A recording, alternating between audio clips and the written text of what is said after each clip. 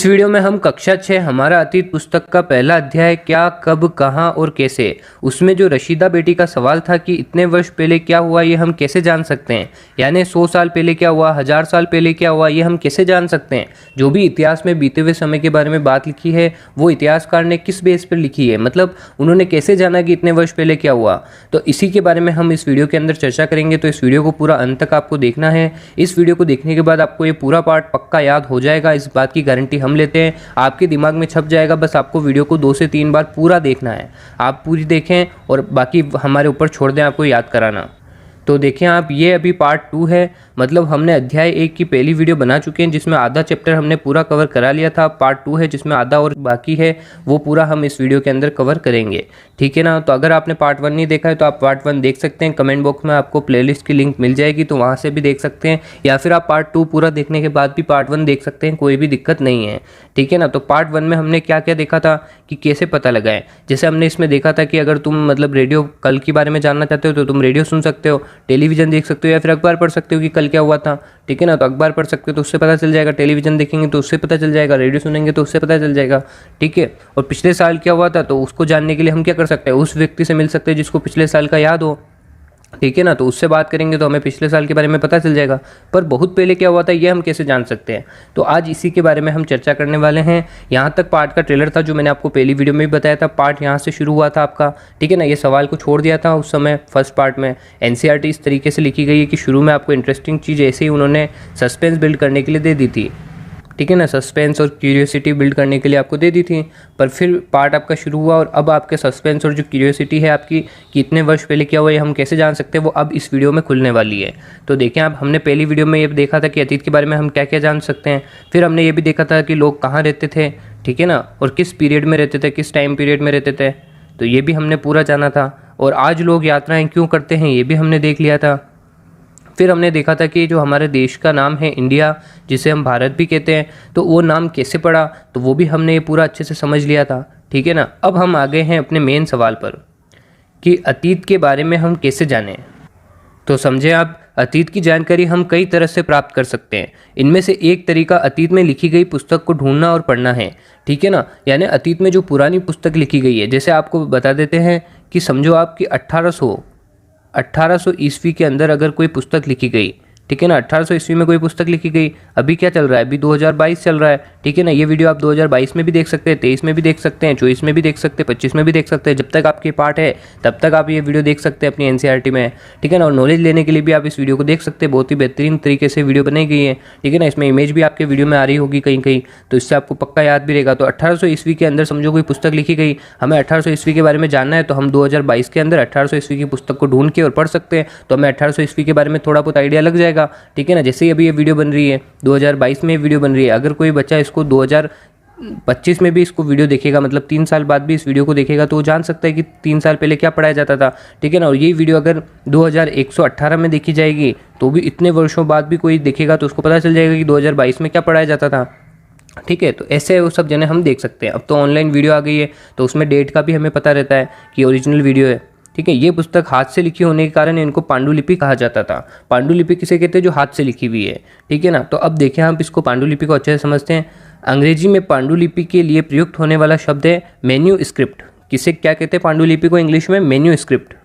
जो मैन्यूस्क्रिप्ट शब्द है ना वो लैटिन भाषा जो है उसका मेन्यू शब्द से बना है, ठीक है। जो शुरू में मेन्यू है ना वो लैटिन भाषा का शब्द है। इसका अर्थ क्या होता है, हाथ से लिखना, ठीक है ना, हाथ से लिखा हुआ, ठीक है। तो मेन्यू का अर्थ ये होता है, इसलिए पांडुलिपि को क्या कहते हैं कि हाथ से लिखी हुई पुस्तक, हाथ से लिखा हुआ किसी भी चीज़ पर हाथ से जब लिखा जाता है तो उसको पांडुलिपि कहते हैं। ये पांडुलिपियाँ प्राय ताड़पत्रों अथवा हिमालय क्षेत्र में उगने वाले भुर्ज नामक पेड़ की छाल से विशेष तरीके से तैयार भोजपत्र पर लिखी जाती थी, ठीक है ना। तो देखें आप, ये जो पांडुलिपि है वो ताड़पत्रों पर लिखी जाती थी। अब ताड़पत्र क्या होता है इसको आप समझ लेते हैं। तो देखें, ताड़ जो है ना वो एक वृक्ष का नाम है, मतलब एक पेड़ है। तो ताड़ के जो सूखे सूखे पत्ते होते हैं ना उस पर पांडुलिपि लिखी जाती थी, उसको ताड़पत्र कहते हैं। हिमालय क्षेत्र में उगने वाले भुर्ज नामक पेड़ की छाल से विशेष तरीके से तैयार भोजपत्र पर लिखी मिलती है। अब भोजपत्र क्या है, तो भोजपत्र वो है जो क्या होता है कि हिमालय क्षेत्र में उगता है। ये वृक्ष है हिमालय क्षेत्र में उगने वाला वृक्ष है, ठीक है ना। ये पेड़ हिमालय क्षेत्र में उगता है, ठीक है। और इसकी लंबाई आपको थोड़ा सा हम फैक्ट बता देते हैं कि ये 4500 मीटर तक बढ़ता है, ठीक है ना। इसकी ऊंचाई 4500 मीटर तक बढ़ती है, इससे आगे नहीं बढ़ती है। और इसकी जो छाल होती है ना वो सफ़ेद रंग की होती है। इसकी जो छाल होती है, छाल क्या होती है, जैसे पेड़ है, ठीक है ना, इस पे से पपड़ियाँ टाइप नहीं जमी रहती है, मतलब लकड़ी की, तो वो सफ़ेद रंग की होती है। किस रंग की होती है? सफ़ेद रंग की, ठीक है ना। तो सफ़ेद रंग की होने के कारण इस पर लिखना आसान होता है, ठीक है ना। सफ़ेद चीज़ पर हम ज़्यादा आसानी से लिख सकते हैं, तो इस पर बहुत से ग्रंथ लिखे गए, ठीक है। तो सफ़ेद रंग की इसकी छाल होती है। तो आपने भोजपत्र को भी समझ लिया। एक पांडुलिपि का उदाहरण आप ये भी देख सकते हैं, यहाँ पे इन्होंने चित्र भी लगा रखा है, तो आप चित्र भी देख सकते हैं। बाकी यहाँ पे एक फैक्ट लिखा हुआ है, उस फैक्ट को भी हम देख लेते हैं। ताड़पत्रों से बनी पांडुलिपि का एक पृष्ठ, ठीक है ना, इसको देखें आप फैक्ट को। ये पांडुलिपि लगभग 1000 वर्ष पहले लिखी गई। किताब बनाने के लिए ताड़ के पत्तों को काटकर उनके अलग अलग हिस्सों को एक साथ बांध दिया जाता था। बुर्ज पेड़ की छाल से बनी ऐसी ही एक पांडुलिपि को तुम यहाँ देख रहे हो, ठीक है ना। तो ये हजारों वर्ष पुरानी पांडुलिपि का आपको चित्र दिख रहा है यहाँ पे। तो इस तरीके से वो लिखी जाती थी, ठीक है ना, ये आप देख सकते हैं। अब चलते हैं आगे हम। इतने वर्षों में इनमें से कई पांडुलिपियों को कीड़ों ने खा लिया, ठीक है ना। बहुत सही पांडुलिपि को तो कीड़े पड़ गए उस पर, ठीक है, क्योंकि छाल से बनी हुई है तो उस पर कीड़े पड़ सकते हैं। और कुछ जो पांडुलिपि थी वो नष्ट कर दी गई। फिर भी ऐसी कई पांडुलिपियाँ आज भी उपलब्ध हैं। प्राय ये पांडुलिपियाँ मंदिरों और विहारों से प्राप्त होती है। मंदिर तो आप सबको पता है किसे कहते हैं, जहाँ पे हिंदू देवी देवताओं की पूजा होती है उसको मंदिर कहते हैं, ठीक है ना। अब देखिए विहार किसे कहते हैं, तो विहार कहते हैं बौद्ध भिक्षु के निवास स्थान को, यानी जहाँ पर बौद्ध और भिक्षु रहते हैं ना, उस निवास स्थान को, उस घर को विहार कहते हैं, ठीक है ना। बुद्ध मठ भी इसको कहते हैं, ठीक है। तो विहार आपको समझ में आ गया, जहाँ पर बौद्ध और भिक्षु रहते हैं। अब चलते हैं आगे। इन पुस्तक में धार्मिक मान्यताओं व व्यवहारों, राजाओं के जीवन, औषधियों तथा विज्ञान आदि सभी प्रकार के विषयों की चर्चा मिलती है। यानी इन पांडुलिपियों से हमें क्या क्या जानकारी मिलती है, तो हमें जानकारी मिलती है धार्मिक मान्यताओं के बारे में, कि धर्म के बारे में लोग क्या क्या मानते थे, उनका व्यवहार किस तरीके से था, राजाओं के जीवन कैसा था, ठीक है ना, अच्छा जीवन था, कैसा था, किस तरीके के वो आलीशान जगह रहते थे, ठीक है, उनकी कितनी रानियाँ होती थी, तो ये सब हम जान सकते हैं। औषधियों के बारे में भी जान सकते हैं कि उस समय किस किस प्रकार की दवाइयाँ रहती थी। विज्ञान के बारे में जान सकते हैं कि उधर विज्ञान कैसा था, अच्छा था, बुरा था, ठीक है ना, लोगों में जानकारी थी विज्ञान के बारे में या नहीं थी, आदि सभी प्रकार के विषयों की चर्चा हमें मिलती है। इसके अतिरिक्त हमारे यहाँ महाकाव्य, कविताएं और नाटक भी है। महाकाव्य किसे कहते हैं, तो देखिए आप, महाकाव्य किस शब्द से बना है, महा प्लस काव्य, यानी महान काव्य। जो भी काव्य महान होता है, यानी जो आपके निबंधात्मक रूप में लिखा गया, वर्णन वाले रूप में लिखा गया, तो उसको महान काव्य कहते हैं, ठीक है ना। बड़ा काव्य, महान काव्य, अच्छा काव्य, ठीक है। और इसकी बहुत सी परिभाषाएं, बाकी आप सिंपल ये समझ सकते हैं, महान काव्य को महाकाव्य कहते हैं, ठीक है, जो निबंधात्मक रूप में लिखा गया होता है, वर्णनात्मक रूप में लिखा गया होता है। कविताएं आप सबको पता है, नाटक भी है, ठीक है। तो पांडुलिपि के अलावा हमें क्या क्या देखने को मिलता है, महाकाव्य देखने को मिलते हैं, कविताएं, नाटक, ये सब हमें देखने को मिलते हैं। इससे भी हमें इतिहास के बारे में बहुत सारी जानकारियाँ प्राप्त होती है। अब चलते हैं हम आगे। इनमें से कई संस्कृत में लिखी हुई मिलती है, जबकि अन्य प्राकृत और तमिल भाषा में लिखी हुई है। प्राकृत एक भाषा है, तो प्राकृत भाषा और तमिल भाषा में लिखी गई। प्राकृत भाषा का प्रयोग आम लोग करते थे, ठीक है ना। अब चलते हैं आगे। हम अभिलेखों का भी अध्ययन करते हैं। तो अभिलेख किसे कहते हैं, आपके मन में सवाल आ रहा होगा कि अभिलेख किसे कहते हैं। तो अभिलेख कहते हैं पत्थर अथवा धातु जैसी, मतलब कोई कठोर सतह है, ठीक है ना, कठोर वस्तु है, उस पर अगर लिखा जाता है, उस पर उत्कीर्ण किया जाता है, मतलब खोद कर लिखा जाता है, ठीक है ना, तो वो जो पाठन सामग्री होती है जिसे हम पढ़ सकते हैं, वो अभिलेख होते हैं, ठीक है ना। अभिलेख की बहुत सी परिभाषा सिंपल आप समझ सकते हैं कि कठोर चीज़ पर, ठीक है ना, पत्थर या धातु पर उत्कीर्ण यानी खुदा कर लिखाया गया कुछ भी लेख, वो अभिलेख कहलाता है, ठीक है ना। अब देख लेते हैं इधर भी, ऐसे लेख पत्थर अथवा धातु जैसी अपेक्षाकृत कठोर सतहों पर उत्कीर्ण किए मिलते हैं। जो मैंने अभी आपको समझाया वही इसमें लिखा हुआ है कि ये किस पर लेख मिलते हैं, ऐसे लेख जो पत्थर अथवा धातु जैसी अपेक्षाकृत कठोर सतहों पर, यानी कठोर जगहों पर उत्कीर्ण कराए जाते हैं, मतलब खोद कर लिखाए जाते हैं, ठीक है। तो उसी को अभिलेख हम कहते हैं। कभी कभी शासक अथवा अन्य लोग अपने आदेशों को इस तरह उत्कीर्ण करवाते थे, ठीक है ना, उनको कोई आदेश देना है, जैसे इसमें आप अशोक का जो आपको याद आ रहा होगा, अशोक के बारे में आपको पता है, तो अशोक ने बहुत से अभिलेख लिखा है जिसमें उसने अलग अलग चीज़ें बोली कि झूठ नहीं बोलना चाहिए, गुरुओं का आदर करना चाहिए, तो ऐसे उसने अलग अलग लोगों को संदेश दिए थे, आदेश दिए थे, ठीक है ना। आप अशोक के बारे में बहुत अच्छे से पढ़ेंगे आगे अध्याय में, तो अभी आपको थोड़ा सा आपको आइडिया लग गया होगा, ठीक है। आगे चलते हैं, ताकि लोग उन्हें देख सके, पढ़ सके और उनका पालन कर सके, इसलिए वो लिखाया करते थे। कुछ अन्य प्रकार के अभिलेख भी मिलते हैं जिसमें राजाओं तथा रानियों सहित अन्य स्त्री पुरुष ने भी अपने कार्यों के विवरण को उत्कीर्ण करवाया है, ठीक है ना। लोगों को इच्छा होती है ना हमारे बारे में भी लोग आगे जाने, तो हम क्या करते हैं, हम अभिलेखों पर लेख लिखाया करते हैं, ठीक है ना। बहुत से बच्चे भी ऐसे होते हैं जो पेड़ होते हैं, पेड़ के अंदर मतलब किसी भी चाकू या किसी भी तिकोनी चीज़ से वो खड्डा करके अपना नाम लिख देते हैं, तो ऐसे भी बच्चों को इच्छा होती है कि हमारा नाम इस पर लिखा रहे। तो ऐसे ही सबको इच्छा होती है हमारे चीज़ों के बारे में हम लोगों को जानकारियाँ दें, उस पर लिखते हैं हम। ठीक है, आज भी बहुत सारे लोग डायरी लिखते हैं, तो इसीलिए लिखते हैं क्योंकि वो चाहते हैं कि हम हमारी डायरी लिखना उनको अच्छा लगता है, उनके बारे में लिखना अच्छा लगता है, वापस दोबारा उनको पढ़ना अच्छा लगता है उसमें। ठीक है, और फिर आने वाले लोगों के लिए भी वो एक नॉलेज का सोर्स बन जाती है। उदाहरण के लिए प्राय शासक लड़ाइयों में अर्जित विजयों का लेखा जोखा भी रखते थे, यानी अभिलेख पर वो क्या करते थे, जो उन्होंने जीत हासिल करी उसके बारे में भी वो लिखा करते थे। तो इससे हमें पता चलता था किसने क्या जीत हासिल करी। ठीक है ना, तो यहाँ पे आपको विजय स्तंभ याद आ रहा होगा कि विजय स्तंभ भी तो ऐसे ही विजय के उस पर आपके महाराणा कुंभा ने विजय हासिल करी थी। ठीक है, तो इस वजह से उसने विजय स्तंभ बनाया था, उसका निर्माण करवाया था, उस पर उसने सब चीज़ें लिखी थी। तो ऐसे बहुत से स्तंभ होते हैं, लेख होते हैं, अभिलेख होते हैं, तो उस पर भी लोग अपने बारे में बताते हैं, राजा अपने बारे में लिखवाते हैं। क्या तुम बता सकते हो कि कठोर सतह पर लेख लिखवाने के क्या लाभ है? तो आपको एक लाभ तो आपको समझ में ही रहा होगा कि ये कई सालों कई वर्षों तक ये हमारे बीच रहते हैं। जैसे अशोक का अभिलेख ही देख ले, कई वर्ष बीत चुके हैं तो भी हमारे पास है, आज हम उसके बारे में जान पा रहे हैं, उसकी विजयों के बारे में, उसके सोच के बारे में हम समझ पा रहे हैं उसके अभिलेखों से। ठीक है ना, तो ये कई वर्षों तक रहते हैं, तो ये इसका फ़ायदा हो जाएगा। ऐसा करवाने में क्या क्या कठिनाई आती है? देखो, अभिलेख पे लिखाने में एक कठिनाई तो ये आती है, उसको खड्डा खोद कर लिखवाना पड़ता है, तो बहुत मुश्किल होता है उसको लिखवाना। ठीक है ना, कठोर सतह पर लिखाना मुश्किल होता है। उस समय तो इतने साधन भी नहीं थे कि मशीन से हम लिख दें किसी चीज़ पर। ठीक है ना, तो अब देखें आप आगे। इसके अतिरिक्त अन्य कई वस्तुएं अतीत से बनी प्रयोग में लाई जाती है। ठीक है ना, ऐसी वस्तुओं का अध्ययन करने वाला व्यक्ति पुरातात्विद कहलाता है। देखो, पुरातात्विद किसे कहते हैं? जो पुरानी चीज़ों के बारे में अध्ययन करता है। ठीक है ना, पुरातात्विद क्या होता है? जो प्राचीन समय की जो वस्तुएं हैं उनके बारे में अध्ययन करता है, विश्लेषण करता है, उनको समझता है, परखता है और लोगों को बताता है, उसको पुरातात्विद कहते हैं। ठीक है, सिंपल भाषा में हमने आपको समझा दिया। एक बार हम ये साइड वाला लेख भी पढ़ लेते हैं, उसके बाद आगे चलते हैं। लगभग 2250 वर्ष पुराना यह अभिलेख वर्तमान अफगानिस्तान के कंधार से प्राप्त हुआ है। ठीक है ना, अफगानिस्तान के कंधार से प्राप्त हुआ है। तो भारत के ये समझो, ये देखो आप। ठीक है, ये जो है इसके यहाँ पर आपको पता है कि यहाँ पे तो पाकिस्तान आ जाएगा। ठीक है ना, और यहाँ पर अफगानिस्तान है। ठीक है, भारत के ऊपर की साइड में, यहाँ पे साइड में। ठीक है, तो अफगानिस्तान से भी हमें मतलब क्या प्राप्त हुआ है? तो ये देखो, कंधार से, अफगानिस्तान के जो कंधार है वहाँ से ये अभिलेख प्राप्त हुआ है। हमें जो अभिलेख का आप यहाँ पे चित्र देख रहे हैं ना, ये अफगानिस्तान के कंधार जगह से प्राप्त हुआ है। ठीक है, और ये कितने वर्ष पुराना है? लगभग 2250 वर्ष पुराना है ये। ठीक है, यह अभिलेख अशोक नामक शासक के आदेश पर उत्कीर्ण करवाया गया। तो अशोक ने आदेश दिया था इसको उत्कीर्ण कराने के लिए। ठीक है ना, अशोक के बारे में थोड़ा सा हम यहाँ पे आपको ऐसे जानकारी देते हैं। अशोक किसका बेटा था? तो बिंदुसार का बेटा था। बिंदुसार किसका बेटा था? तो चंद्रगुप्त मौर्य का बेटा था। आपने सुना होगा चाणक्य के बारे में। ठीक है ना, तो चाणक्य चंद्रगुप्त मौर्य का गुरु था। ठीक है ना, उसी ने उसको राजा बनवाया था घनानंद को हराकर। ठीक है, तो उसने अपने चंद्रगुप्त मौर्य वंश की स्थापना की थी। उसका जो तीसरा शासक था वो अशोक था, जिसे महान अशोक भी हम कहते हैं। क्यों कहते हैं ये सब हम आगे पढ़ेंगे अध्यायों के अंदर। अभी चलते हैं आगे।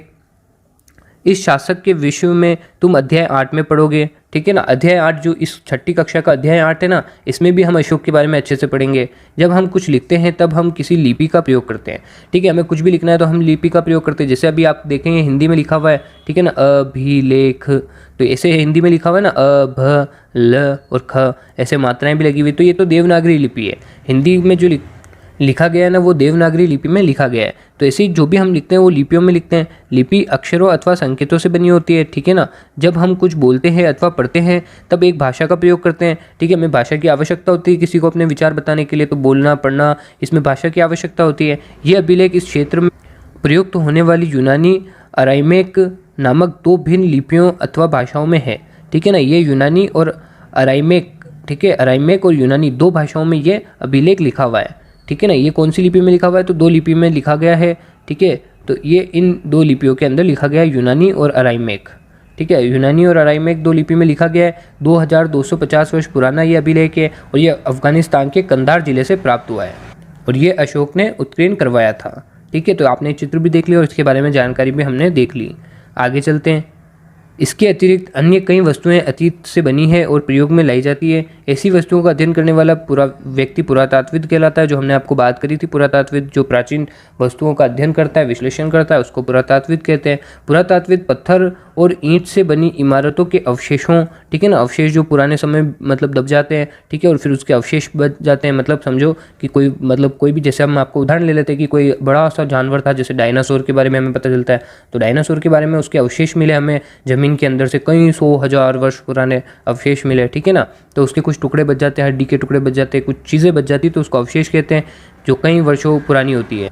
चित्रों, ठीक है ना, चित्रों मूर्तियों का अध्ययन करते हैं। वे औजारों, हथियारों, बर्तनों, आभूषणों तथा सिक्कों की प्राप्ति के लिए छानबीन खुदाई भी करते हैं, ठीक है ना। इन सब के बारे में वो मतलब खुदाई करके पता करते हैं, जो पुरातत्वविद होते हैं, ठीक है, वो खुदाई करेंगे तो उनको सिक्के मिलेंगे या फिर उनको अलग अलग मूर्तियाँ मिलेगी, ठीक है ना, जो यहाँ पे बताया आपको आभूषण मिलेंगे। तो इससे हमें पता चलेगा ना कि इतने वर्ष पहले ये वाले आभूषण का प्रयोग करते थे, ये वाले अच्छी अच्छी चीज़ें पहनते थे, इन बर्तनों का प्रयोग करते थे, इन हथियारों औजारों का प्रयोग करते थे, ठीक है ना, इन मूर्तियों का प्रयोग करते थे, मतलब इन देवी देवताओं के अंदर उनकी आस्था थी। तो ये सब चीज़ें हमें पता चलती हैं, उनके हम चित्र देखते हैं, गुफा के अंदर भी चित्र मिलते हैं, ठीक है ना, तो वो भी हम देखते हैं। तो ऐसे हर चीज़ें हमें पता चलती है इतिहास के बारे में, ठीक है। आगे चलते हैं हम, तो देखिए इनमें से कुछ वस्तुएं पत्थर, पक्की मिट्टी या कुछ धातु से बनी हो सकती है। ऐसे तत्व कठोर और जल्दी नष्ट न होने वाले होते हैं, ठीक है ना, ये जल्दी नष्ट नहीं होते। जो कठोर चीज़ पर लिखी हुई है वो जल्दी नष्ट नहीं होगा, ठीक है, तो इसलिए कठोर वस्तुओं पर लिखाया जाता था। इससे पहले हम आगे बढ़े उस तरह हम ये देख लेते थोड़ा सा। ये आपको चित्र तो दिख ही रहा होगा, ठीक है ना, यहाँ पे सिक्के का चित्र दिया हुआ है आपको, ठीक है, और ये पात्र का चित्र दिया हुआ है। तो यहाँ पे देखिए आप, यहाँ पे साइड में आपके लिखा हुआ है इनके बारे में। बाएं इसको कहते हैं, ठीक है ना, दाएं इस साइड को कहते हैं। तो बाएं एक प्राचीन नगर से प्राप्त पात्र है, तो ये है प्राचीन नगर से कोई प्राप्त पात्र है, ठीक है ना। इस तरह के पात्रों का प्रयोग 4700 वर्ष पूर्व होता था। तो ये कितने साल पुराना पात्र है, मतलब ऐसे पात्र का कब प्रयोग होता है, 4700 वर्ष पूर्व। कितनी इंटरेस्टिंग चीज़ है ये जानना, ठीक है ना। और देखें आप दाएं में जो दे रखा है यानी ये वाली साइड, तो यहाँ पे क्या दे रखा है, एक पुराना चांदी का सिक्का है। ये कौन सी चांदी का सिक्का है, आपको दिख रहा है, चांदी में चांदी से बना हुआ सिक्का है। इस तरह के सिक्कों का प्रयोग लगभग 2500 वर्ष पूर्व होता था। तो देखिए आप 2500 साल पहले आपके ये वाले सिक्के चलते थे। तो आज तो सिक्के बिल्कुल ही अलग चलते हैं, आप सबको पता है। अब तो सिक्कों का भी प्रयोग कम होने लग गया है, ठीक है ना, अब तो नोट का ही ज़्यादातर प्रयोग करते हैं। नोट भी बदल चुके हैं, मोदी सरकार ने उसको भी बदला दिया था। हमारे द्वारा आज प्रयोग में आने वाले सिक्कों में यह सिक्का कैसे भिन्न है, तो बहुत सी चीज़ों में भिन्न है। एक तो इसकी आकृति में भिन्न है, ठीक है ना, हमारे सिक्के जो आते हैं आजकल गोल आकृति के आते हैं, इसकी आकृति तो बिल्कुल ही अलग है, इसमें अलग अलग चित्र बने हुए हैं, इतने चित्र हमारे नहीं बने होते हैं, ठीक है। तो बहुत से अलग अलग है, आप आराम से सोच कर लिख सकते हैं। आगे चलते हैं, इनके बारे में थोड़ा सोचें आप बैठ के, आगे करते हैं। पुरातत्वविद जानवरों, चिड़ियों, मछलियों की हड्डियों को भी ढूंढते हैं, ठीक है ना। जो पुरातत्वविद होते हैं वो जानवरों, चिड़िया, ठीक है, मछली, उनकी हड्डियों को भी ढूंढते हैं कि हमें पता चले कि उस समय किस तरीके के जानवर थे, कैसी चिड़ियाँ उड़ती थी, ठीक है, मछलियाँ कैसी थी। तो उनके अवशेष भी उनको मिलते हैं और उनके बारे में भी वो जानकारी प्राप्त करते हैं। इससे उन्हें जानने में भी मदद मिलती है कि अतीत में लोग क्या खाते थे, ठीक है ना, ठीक है, अतीत में क्या क्या खाते थे, इसके बारे में भी पता चलता है। वनस्पतियों के अवशेष बहुत मुश्किल से बच पाते हैं, क्योंकि जो वनस्पतियाँ होती है, पेड़ पौधे होते हैं, वो सब क्या होते हैं, वो मिट्टी में घुल जाते हैं, तो इसके अवशेष बच नहीं पाते, क्योंकि 100 साल पहले जो भी वनस्पतियाँ थी वो तो सब दब चुकी है। यदि अन्य के दाने अथवा लकड़ी के टुकड़े जल जाते हैं, वे जलते हुए रूप से बचे रहते हैं, ठीक है ना। जो अन्न के दाने होते हैं, खाने के दाने होते हैं, ठीक है, और लकड़ी के टुकड़े होते हैं, वो जल तो गए पर वो कुछ थोड़ा सा बच जाते हैं, ठीक है, वो बच जाते हैं तो वो हमें प्राप्त हो जाते हैं। तो इससे हमें बहुत सी जानकारियाँ प्राप्त होती है। क्या पुरातत्वविद को बहुधा कपड़ों के अवशेष मिलते होंगे? बहुधा किसे कहते हैं? बहुधा कहते हैं अधिकतर, ठीक है ना। तो क्या पुरातत्वविदों को बहुधा यानी अधिकतर कपड़ों के अवशेष मिलते होंगे, ठीक है ना। ज़्यादा टाइम तक वो जब भी ढूंढते हैं तो उनको कपड़ों के अवशेष मिलते होंगे क्या? तो देखिए आप, पांडुलिपियों, अभिलेखों तथा पुरातत्व से ज्ञात जानकारियों के लिए इतिहासकार प्राय स्रोत शब्द का प्रयोग करते हैं। यहाँ पे इंपॉर्टेंट शब्द है स्रोत, ठीक है ना, यहाँ पे हम आपको लिख कर भी दे देते हैं, तो देख लें आप, स्रोत।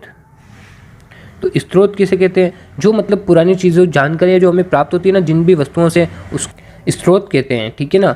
यानी जो भी पुरानी चीज़ें जिससे इतिहासकार को इतिहास के बारे में जानने से मदद मिल रही है तो उसको स्रोत कहते हैं। जैसे पांडुलिपि एक स्रोत है, अभिलेख भी एक स्रोत है, ठीक है, जैसे हमने बात करी थी सिक्के हो गए, ठीक है, ये घड़े हो गए, ऐसे अलग अलग चीज़ें, ये सब स्रोत में आती, मूर्तियाँ हो गई। तो इनके इससे हमें क्या हो रहा है, इतिहास के बारे में हमें जानकारी मिल रही है, तो वो सब स्रोत में आ जाते हैं, ठीक है ना, साक्ष्यों में आ जाते हैं, सबूत भी कह सकते हो आप इसको।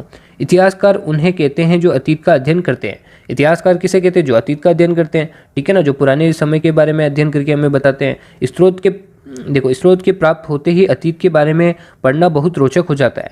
क्यों? क्योंकि इससे हमें जानकारी मिलती है ना कि ये रियल फैक्ट है, रियल डेटा है, यानी इसमें स्रोत है, मौजूद है, ठीक है। जिससे आपको कोई अवशेष मिले तो आपको इंटरेस्टिंग नहीं होगा कि इसके बारे में जानना कि हमें एक मतलब डायनासोर का अवशेष मिला है, हम बचपन में सोचते हैं हमें भी अवशेष मिले, ठीक है ना। बहुत सारे कार्टून, डोरेमोन कार्टून में भी आता था, मेरा बचपन का भी फेवरेट कार्टून था डोरेमोन, तो उसके अंदर भी आपने देखा हो कि मतलब उसको वो अवशेष मिल जाते हैं, ठीक है ना, डायनासोर के अवशेष मिल जाते हैं नोबिता को। तो इस तरीके से अवशेष हमारे लिए बहुत इंटरेस्टिंग होते हैं कि हमें अवशेष मिलते हैं, हम उससे जोड़ते हैं, ठीक है ना, उससे एक डायनासोर बनाने की कोशिश करते हैं, कुछ बनाने की कोशिश करते हैं कि ऐसा होगा। तो ऐसे ही इतिहासकारों को भी इंटरेस्ट आता है तो हमें भी इंटरेस्ट आता है। तो ये बहुत रोचक हो जाता है जब हमें उसके स्रोत मिल जाते हैं, ठीक है ना, साक्ष्य मिल जाते हैं। क्योंकि बिना साक्ष्य के हमें ऐसा लगता है कि हम झूठी कहानियाँ पढ़ रहे हैं, पर जब साक्ष्य हमारे सामने होते हैं तो हमें लगता है कि यार ये तो रियल चीज़ है, ठीक है, हम पुरानी चीज़ों को अच्छे से जान रहे हैं। क्योंकि इन स्रोतों की सहायता से हम धीरे धीरे अतीत का पुनर्निर्माण करते हैं। वाह, क्या बात लिखी हुई है इसमें कि देखें आप कि जो स्रोत है ना, उससे इतिहासकार क्या करता है, अतीत का पुनर्निर्माण करता है, यानी दोबारा उस अतीत को जिंदा कर रहा है, ठीक है ना। क्योंकि वो अतीत तो दब चुका था, मर चुका था, पर उसको दोबारा जिंदा किसने किया, एक इतिहासकार ने किया। तो आप भी एक इतिहासकार बन सकते हैं, ठीक है। अतः इतिहासकार तथा पुरातत्वविद उन जासूसों की तरह होते हैं जो सभी स्रोतों का प्रयोग सुराग के रूप में करते हैं और अतीत को जानने का प्रयास करते हैं, ठीक है ना। आगे चलते हैं। अब देखिए आप, अतीत एक है या अनेक है। अब ये भी बहुत इंटरेस्टिंग सवाल है, ठीक है। क्या तुमने इस पुस्तक का शीर्षक पढ़ा था? हाँ, हमने पढ़ा था। इसमें क्या लिखा था, हमारे अतीत, ठीक है ना। ये किस में लिखा हुआ है, तो ये देखिए आप बहुवचन के रूप में लिखा हुआ है, यानी एक वचन में नहीं लिखा हुआ। हमारा अतीत नहीं है, हमारे अतीत, यानी बहुत सारे अतीत। यहाँ अतीत शब्द का प्रयोग बहुवचन के रूप में किया गया है, ठीक है। ऐसा इस तथ्य की ओर ध्यान दिलाने के लिए किया गया है, पर हमने तो ध्यान दिया ही नहीं था, ठीक है ना। पर आपको ध्यान देना चाहिए, हमारे अतीत यानी बहुवचन में लिखा हो, तो ऐसे ही तो नहीं लिखा होगा बहुवचन में। हमारा अतीत क्यों नहीं लिखा, हमारा बीता हुआ कल क्यों नहीं लिखा, क्यों? क्योंकि शायद अतीत बहुत ज़्यादा होंगे। वैसे एनसीईआरटी किताब बहुत ही इंटरेस्टिंग तरीके से लिखी जाती है, पर जो टीचर्स होते हैं वो इतने अच्छे से नहीं समझा पा रहे हैं। तो इसलिए हमने आपके ये संकल्प लिया है कि आपको बेहतर तरीके से समझाएंगे और आपको पूरा याद करा देंगे पाठ, और आपको समझ में भी आ जाएगा और आपके दिमाग में चिपक जाएगा पाठ। बस वीडियो को 2 से 3 बार आप ज़रूर देखें, ठीक है ना। और ध्यान दिलाने के लिए किया गया है, अलग अलग समूह के लिए लोगों के लिए इस अतीत के अलग अलग मायने थे, ठीक है ना। अलग अलग समूह के लिए अलग अलग मायने थे अतीत के। उदाहरण के लिए आप देखें कि पशुपालक यानी जो पशुओं को पालते हैं, कृषक जो कृषि करते हैं, खेती करते हैं, ठीक है ना, का जीवन राजाओं तथा रानियों के जीवन से तथा व्यापारियों का जीवन शिल्पकारों के जीवन से बहुत भिन्न था, ठीक है ना। इन सबके मतलब शिल्पकार जो हाथ से घर बनाते हैं, हाथ से चीज़ें बनाते हैं, ठीक है ना, कुछ अच्छी वस्तु बनाते हैं, उसको शिल्पकार कहते हैं। तो इन सबका जीवन अलग अलग था, मतलब इन सबका जीवन एक थोड़ी था। आज भी आप देखें ना कि एक मतलब अमीर आदमी है, एक गरीब आदमी है, तो उनका जीवन अलग है, ठीक है। एक किसान का जीवन अलग है और एक डॉक्टर का जीवन अलग है। तो ऐसे सभी का जीवन अलग अलग होता है। जैसा कि हम आज भी देखते हैं, उस समय भी देश के अलग अलग हिस्सों में लोग अलग अलग व्यवहारों, रीति रिवाजों का पालन करते थे, ठीक है ना। कि कोई किसी की पूजा कर रहा है तो कोई किसी को मानता है, सबकी रीति रिवाज, सबके व्यवहार अलग थे। उदाहरण के लिए आज अंडमान द्वीप के अधिकांश लोग अपना भोजन मछलियाँ पकड़कर, शिकार करके, फल फूले के संग्रह द्वारा करते हैं, ठीक है ना। यानी जो देखें आप अंडमान द्वीप है, उसमें जो अधिकांश लोग हैं वो कैसे अपना भोजन का मतलब अपना भोजन खाते हैं, भोजन बनाते हैं, तो वो मछलियाँ पकड़ते हैं, ठीक है ना, मछलियों का शिकार करते हैं, और वो जानवरों का शिकार करते हैं। वो फल जो फूल होते हैं ना, उनको इकट्ठा करके खाते हैं, ठीक है ना। तो संग्राहक भी है ये। तो अभी भी ये मतलब इन तरीके से ये जीवन बीतता रहे हैं। तो ऐसे देखो आप कि जो मतलब उस समय भी गरीब थे तो वो इस तरीके से खाते होंगे, ठीक है ना। जो अमीर थे वो ऐसे उनको जो नौकरों को रख के वो मंगवाते होंगे। तो ऐसे अलग अलग लोगों का अलग अलग जीवन था, ठीक है ना। कोई क्या खाता था, कोई क्या खाता था। जब देश धीरे धीरे विकसित हुआ तो हमने कृषि करी। तो कृषि जब हमने करी तो हम एक ही स्थान पर बस गए, क्योंकि देखें आप पहले जो मनुष्य था ना वो घुमक्कड़ था, यानी वो घूमता रहता था, इधर भी जाता था, इधर भी जाता था, जानवरों के पीछे पीछे भागता था, क्योंकि वो शिकार करता था। तो शिकार करेगा तो उसको जानवर के पीछे भागना पड़ेगा, तो एक ही जगह पे वो रुक नहीं सकता है, क्योंकि जानवर का पीछा करते करते वो बहुत आगे आ गया समझो। तो अब इधर से वापस पीछे कैसे जाएगा वो, उसको ढूंढने में मुश्किल होती थी, जंगलों में ढूंढना। तो वो वहीं पर फिर रहने लग जाता था, तो अपने पूरे परिवार को लेकर वो शिकार करने ऐसे जाते थे, तो उसको घुमक्कड़ मनुष्य कहते थे। फिर धीरे धीरे समय बीता। समय बीतते बीतते लोगों को समझ में आया कि कृषि नामक भी कोई चीज़ होती, कृषि भी कोई चीज़ होती जिसमें हम पेड़ पौधे उगाएं, ये उगाएं, ठीक है ना। तो उन्होंने क्या करा, कृषि करना आरंभ किया। तो जब उन्होंने कृषि करी, खेती करी, तो खेती जब करेंगे तो आप सबको पता है कि एक स्थान पर रुकना ही पड़ेगा, क्योंकि जैसे अभी आपने मतलब खुदाई करी, पेड़ उगा दिए, आपने बीज उगा दिए, तो क्या अभी के अभी फल फूल आ जाएंगे क्या? आप खा लेंगे क्या उसे? नहीं आएंगे ना, कुछ साल लगेंगे, 8 साल, किसी में 5 साल, किसी में 10 साल, तो अलग अलग वर्ष लगेंगे। तो उतने वर्ष तक उसको वहीं पर रहना पड़ेगा, वहीं पर घर बनाकर उसको रुकना पड़ेगा। तो वो वहाँ पर रुकने लग गए लोग, ठीक है ना, मनुष्य वहाँ पर रुकने लग गए। तो वो वहाँ पे रुकते थे, तो वो क्या खाते थे, तो वो एक तो देखो जानवर को उधर आसपास कोई जानवर मिल गया वो तो उसको खा ही लेंगे, बाकी वो सामान भी इकट्ठा करते होंगे, ठीक है ना, संग्रहण करते होंगे, ज़्यादा दूर नहीं जाते होंगे, और बाकी वो अपने कृषि के भोजन पर भी मतलब उस पर भी निर्भर रहते होंगे। तो कोई मतलब कोई शिकार कर रहा है, तो कोई क्या कर रहा है, कोई कृषि कर रहा है, ठीक है ना। तो सब अलग अलग होते थे। तो अब देखें, इसके विपरीत शहरों में रहने वाले लोग खाद्य आपूर्ति के लिए अन्य व्यक्तियों पर निर्भर करते थे। जो शहर में रहते थे वो ऐसा सोचते थे कि जो गांव के लोग हैं वो उनके लिए खाना ला के देंगे। जो आज भी आप देख सकते हैं कि जैसे आज आप सिटीज़ में रहते हैं तो आप गेहूँ थोड़ी उगाते हैं खुद, आप तो गेहूँ डायरेक्ट मंगवा लेते हैं बाजार से, खरीद के लिए आते हैं, ठीक है ना। आजकल तो बहुत नौकर भी होते हैं, नौकर को बुला लेते हैं कि वो खरीद के लिए आते हैं। तो वो कहाँ से आ रहे हैं? वो किसान खेती करके तो आपको पहुँचा रहा है, ठीक है ना। तो किसानों की रिस्पेक्ट करें, किसान बहुत ज़रूरी है, ठीक है ना। इसके बारे में कभी और बात करेंगे अच्छे से, क्योंकि किसान बहुत ज़्यादा इंपॉर्टेंट। किसान हो गया, ठीक है ना, सैनिक हो गया, सैनिक अपनी जान देता है अपने देश के लिए। ये चीज़ें हम आपको मॉरल वैल्यूज़ बता रहे हैं इसमें, ठीक है ना। ये पार्ट में नहीं है, पर ये चीज़ें जानना ज़रूरी है कि किसान की हमें रिस्पेक्ट करनी चाहिए। हमें वैसे तो हमें सभी बड़े इंसानों की रिस्पेक्ट करनी चाहिए, पर किसान और जो सैनिक होते हैं वो अपनी जान दे रहे हैं, ठीक है ना। किसान को इतना पैसा नहीं मिलता है, अपनी जो भी इतनी मेहनत करता है वो आप एक बार देखें खेती पर जाके कि कितनी मुश्किल से अनाज उगता है, ठीक है ना, तब आपको उसकी कीमत पता चलती है। तो हर काम इंपॉर्टेंट है, तो सभी की हमें रिस्पेक्ट करनी चाहिए। इस तरह के भेद अतीत में भी विद्यमान थे, ठीक है ना। ऐसे अलग अलग भेद जो अभी आज भी हमें देखने को मिलते हैं वो अतीत में भी थे, पुराने समय में भी थे। तो इसलिए अतीत क्या है, जो इतिहास क्या है, वो अलग अलग है सबका, ठीक है ना। तो हमारे अतीत यानी बहुवचन है। इसके अतिरिक्त एक अन्य तरह का भेद है, उस समय शासक अपनी विजयों का लेखा जोखा रखते थे, ठीक है ना। यही कारण है कि हम उन शासकों तथा उनके द्वारा लड़ी जाने वाली लड़ाइयों के बारे में काफ़ी कुछ जानते हैं, ठीक है ना। वो क्या करते थे, अपनी जो भी उन्होंने लड़ाई करी, जो भी विजय हासिल करी, जो भी हारे, ठीक है ना, वो क्या करते थे, उसका लेखा जोखा रखते थे, यानी उसको लिख देते थे, या फिर अभिलेख पे लिखते थे, किताबों में लिखते थे, किसी भी चीज़ों पर वो लिख देते थे, ठीक है ना, पांडुलिपि में लिख देते थे। तो ऐसे हर जगह पर वो कुछ ना कुछ लिखते थे। तो उससे हमें अतीत के बारे में जानकारी मिली कि इन्होंने ऐसी लड़ाई करी, इसमें ये हुआ, ठीक है। जबकि शिकारी, मछुआरे, संग्राहक, कृषक तथा पशुपालक जैसे आम आदमी प्राय अपने कार्यों का लेखा जोखा नहीं रखते थे, क्योंकि वो आम आदमी थे, उनको फुर्सत ही नहीं थी, इन्हीं काम में वो अपना भोजन बनाने में ही बिजी रहते थे। तो वो ऐसी चीज़ें क्या कर सकते थे, ठीक है ना। पुरातत्व की सहायता से हमें उनके जीवन को जानने में मदद मिलती है, ठीक है ना। पुराना जो तत्व है, ठीक है, प्राचीन समय के, उस बारे में हमें जानने को सहायता मिलती है, किससे? पुरातत्व से, यानी पुरानी चीज़ों से। हालांकि अभी भी इनके बारे में कुछ जानना शेष है, अभी भी हमें बहुत सी चीज़ें इसको जानना अभी भी बाकी है। बहुत सी चीज़ें तो इतिहासकारों ने निकाल दी है, खोज कर निकाल दी, पर अभी भी बहुत सी चीज़ें जिसको जानना बहुत ज़्यादा जरूरी है। तो यहाँ तक आपका पार्ट वैसे खत्म हो चुका है। बस यहाँ पे आपके थोड़े से एक दो टॉपिक और इन्होंने दिए कि तिथियों का मतलब आपको समझ में आ जाए। वैसे तो हमने पहले पार्ट में ही तिथियों का मतलब आपको समझा दिया था अच्छे से, फिर भी आप एक बार और देख लें, ठीक है। अगर कोई तुमसे तिथि के विषय में पूछे तो तुम शायद उस दिन की तारीख बता दो, या फिर माह बता दो, मतलब महीना बता दो, वृक्ष बता दो कि इस साल, ठीक है, साल बता दो, जैसा कि 2000 या इसी तरह कोई और वर्ष। तो ये हम बताएंगे। वर्ष की यह गणना ईसाई धर्म के प्रवर्तक ईसा मसीह के जन्म के तिथि से जानी जाती है, जैसा हमने बताया था, ठीक है ना। ईसा मसीह जी का जन्म जब हुआ, जो ईसाई धर्म के प्रवर्तक थे, ठीक है, तो ईसाई धर्म के जो प्रवर्तक थे ईसा मसीह, उनका जन्म हुआ ना, उससे बाद से लेकर जो भी चल रहा है ना, वो हम ईस्वी में देखते हैं, ठीक है ना। जैसे 2022 चल रहा है अभी, ठीक है, 2022 चल रहा है, तो 2022 क्या है? ईसा के जन्म के 2022, ठीक है ना, 2022 ईसा के जन्म के। उससे पहले भी तो समय रहा होगा, यानी 1000 साल पहले, 2000 साल पहले, ठीक है, 10,000 साल पहले, 1,00,000 वर्ष पहले। तो आप सोचते होंगे 1,00,000 तो वही नहीं ना, अभी तो 2022 ही चल रहा है, तो 1,00,000 वर्ष पहले कैसे कह रहे हैं? तो 2022 जो चल रहा है ना, वो ईसा के जन्म से 2022 चल रहा है। बाकी उससे पहले भी बहुत कुछ था, ठीक है ना, उससे पहले भी बहुत समय था।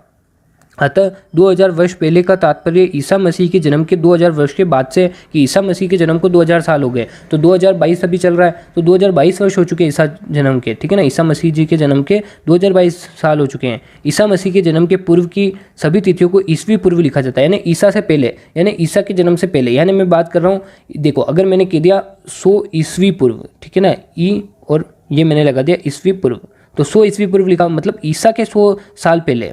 क्या लिखा हुआ? ईसा के 100 साल पहले, ना कि मैं कह रहा हूँ कि अभी जैसे 2022 चल रहा है, ठीक है ना, तो 2022 में 100 और जोड़ लो तो 2122। तो अगर आपको आज से तिथि निकालनी तो 2122 साल पहले की बात हो रही है, ठीक है ना। 100 ईस्वी पूर्व बोला तो मैंने, मतलब 2122 साल पुरानी बात हो रही है। इसको और अच्छे से हम किसी और वीडियो में अच्छे से डिटेल में समझ लेंगे, अगर आपको समझ में नहीं आ रहा। वैसे तो हमने बहुत ईजी रख के इसको समझा दिया है, अगर फिर भी समझ में नहीं आ रहा, फिर भी डाउट है, तो इसको और ईजी करके हम आपको बता देंगे। बस आप कमेंट करके बता दें हमें, और वीडियो कैसी लग रही है ये भी ज़रूर कमेंट करके बताएं। आपके लिए इतनी मेहनत कर रहे हैं हम।